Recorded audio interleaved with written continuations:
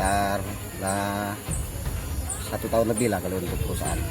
Cuman titik-titik yang rawan bersekitar 7 titik atau 8 titik yang rawan, yang lubang-lubang. Sepanjang jalan berapa kilometer ya?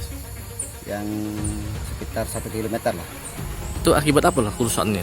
Akibatnya kan ini mobil Pertamina yang tonasenya berlebih, muatannya kapasitas sekitar 30 ton 40 ton lah gitu kan.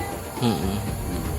Sudah konfirmasi belum Pertamina apa tanggapannya? Ya, alhamdulillah tadi kan ada pihak Pertamina juga sudah datang ke kita, dia konfirmasi untuk saat ini dia akan perbaiki dulu, gitu kan? Untuk ini, nah, cuman untuk pengecoran dia masih butuh proses ya. Dijanjikan kapan itu deh? Tadi saya sudah minta konfirmasi, pokoknya saya minta pihak Pertamina jangan kira-kira sanggup ngecor aja, saya minta tertulis kalau ada, biar saya enak kan nanti kan, karena kalau cuma sekedar menimbun itu dalam waktu 2 bulan 3 bulan ini pasti akan ambis lagi.